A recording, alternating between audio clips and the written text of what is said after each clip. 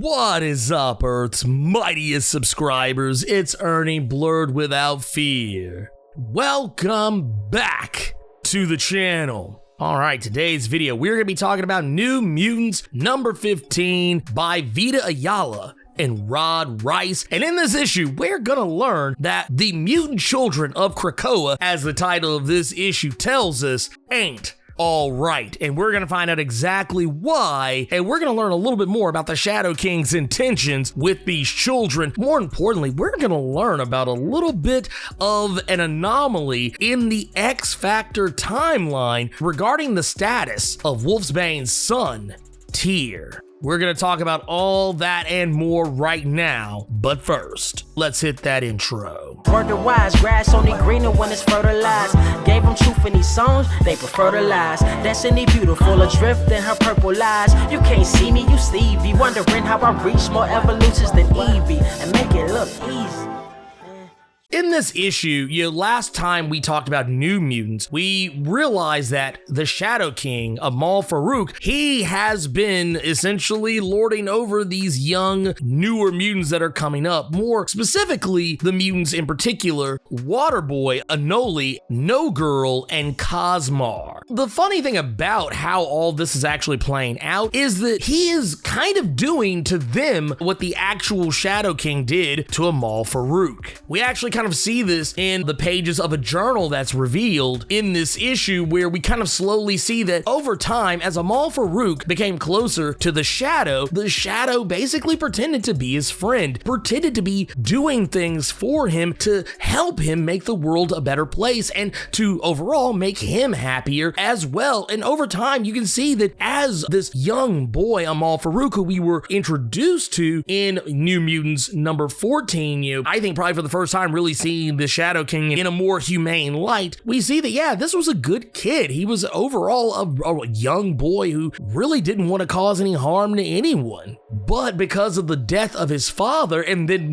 becoming in touch with the Shadow itself, it slowly over time corrupted him and went from just simply wanting to help him make the world a better place to trying to make him the ruler of it. And right now, what the Shadow King is doing is he's gassing up these young mutants' heads. He's wanting one of them in particular to go into the Crucible, and that is Cosmar, though when we first are revealed this, we don't really know why. And something tells me that there is something ominous going on with the Shadow King and his intentions towards Cosmar, because of all of the children, he seems to be more interested in her over anybody else, and you would probably wonder why. Well, Cosmar is a character that we were introduced to prior to Ten of Swords, more specifically New Mutants number 9 in Dawn of X. Now, with that, we learned that she is a reality warper. She can change reality all around her, but because of the nature of her powers, it warped her own body, and she's become this twisted version of herself, and it's one of those situations where she's not exactly happy with how she looks. She wants to look normal, and right now, Amal Farouk is preying on that desire because he's gassed her head up to get her to believe that going into the Crucible is what's going to fix her, that she will be resurrected and her body will be put back to normal, because now that she has better control of her powers, she's less likely to warp her body the way it originally was. The problem with this is that this probably not going to work the way that she thinks it's going to work, but it only services Amal Farouk. Something tells me when he gassed Cosmar's head up to make her a more viable host for the Shadow. One of the things that doesn't get talked about very often is that Amal Farouk, though yes, he is a mutant, he is a host for the Shadow King. The Shadow King is a separate entity in and of itself, and all it wants is to rule over everything. And what better body to use as your host?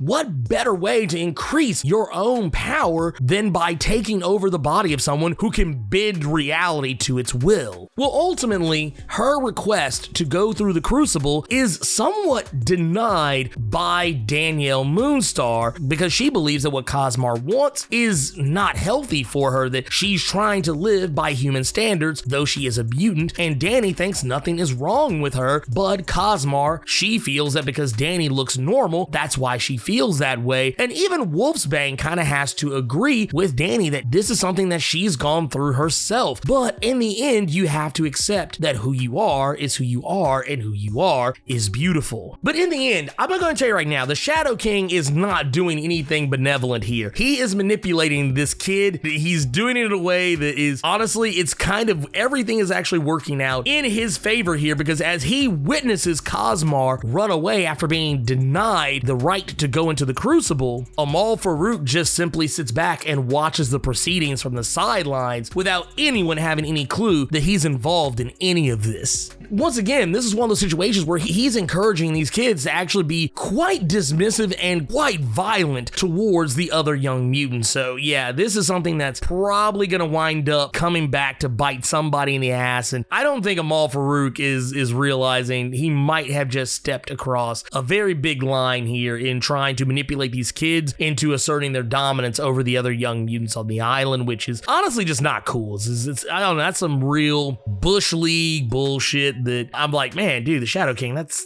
kind of beneath you, bud. But you know, honestly, you think about it, no, maybe it isn't. But all that aside, the other thing of note that I found really weird in this issue is that Wolfsbane was denied to have her son Tyr brought through the resurrection protocols. Now, for some of you, you may not remember that in X Factor number 256 is where the character Tyr, who is the son of Wolfsbane and the Asgardian wolf god Himrari, he was killed by Strong Guy during the Hell on Earth War story arc in that series. There was this whole big to-do that involved Mephisto, and it was kind of a battle for the throne of Hell, and ultimately, the only way the war could end is if someone died, and that someone just happened to be Tyr. This was something that became a major point of contention between Wolfsbane and Strong Guy, considering their history, the fact that they've been teammates for a long time, they've been friends for a long time, yet here Strong Guy is doing this, but he did it for reasons that were technically altruistic, but at the end of the day, he kind of was a dick about it. Now, with that out of the way, that Tyr is not being put through the resurrection protocols, which I think has more to do with the fact that he's not 100% mutant. That may be a part of it, and once again, this is where we get into some of the nebulous rules regarding who can be brought back, who can't be brought back, who's allowed on Krakoa, and who isn't. You know, case in point, we talked about in Hellions with the idea of clones. Clones are not allowed on the island, yet technically we do have Laura Kinney and Gabby, who are both clones of Wolverine, though they're not traditional clones considering they actually had mothers. That aside, we also got to remember Madeline Pryor,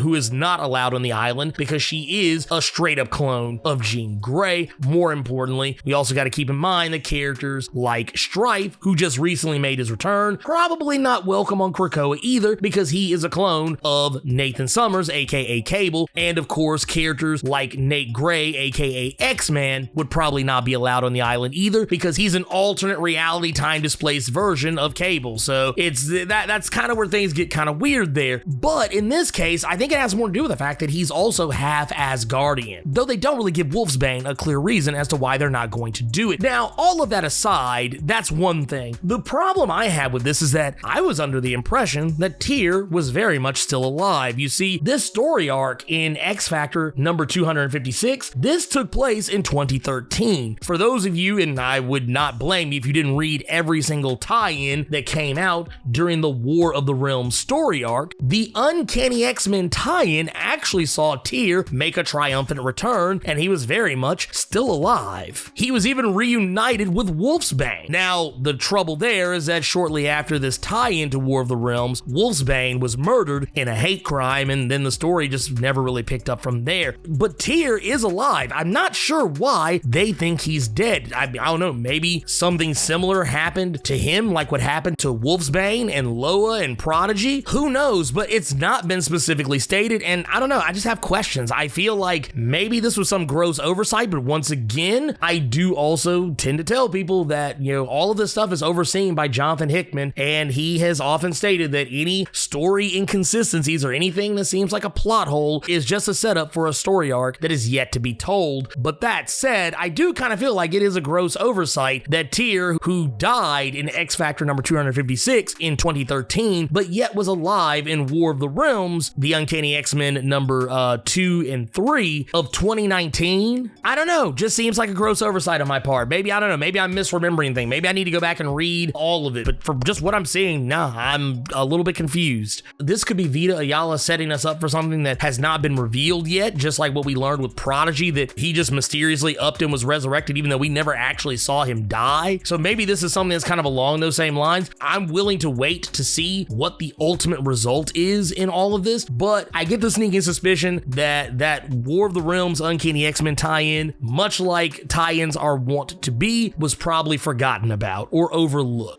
I'm not going to spend a lot of time talking about what's going on with Gabby in this issue because it essentially boils down to what we talked about in the previous issue, New Mutants number 14, with Gabby, how she just doesn't feel like she belongs anywhere. No one is wanting to have anything to do with her, and because Laura Kinney, aka X-23, aka Wolverine, is just not around right now due to, you know, the events of what happened with the Vault and herself, Darwin, and Singh being in the Vault trying to hunt down the post-humans that happened back, I believe it was in X-Men number 5. Yeah, she's not around, and right now Gabby has no one. Dakin is too busy trying to clap Aurora's cheeks to be bothered helping her, and Wolverine, of course, is too busy as well, and she just feels left out in the cold. Not only that, none of the other younger mutants really want anything to do with her, it seems. They all just kind of seem to be dismissive towards her, and she just feels like she doesn't belong anywhere. So there's a little bit of a story that's brewing there that I think is going to pay dividends down the road, especially in regards to one of the newer characters, Cam, who I'm starting to get the impression Gabby is going to wind up getting some kind of bond with somewhere down the road. But right now, it's one of those situations that's kind of eerily familiar of Age of X, where she remembers parts of an alternate timeline from the Age of X-Man, where Nate Gray had warped reality and created this pseudo-utopia for mutant kind. And while she knew this character then, and she was familiar with him there, Cam has no memory of that timeline. They don't want to have anything to do with Gabby because they feel like that person is trying to use knowledge of an alternate reality version of themselves to get to know them, and yeah, who knows where that's gonna go. But that said, I did enjoy this issue. It's a really fun issue. New Mutants is definitely shaping up to be a better book than I think what it started as initially in Dawn of X, in my own personal opinion. I think a lot of you probably remember that New Mutants and Excalibur were probably my least favorite books other than Fallen Angels when Dawn of X began. It wasn't that I thought they were bad, I just didn't think they were of the same quality as X-Force, X-Men, and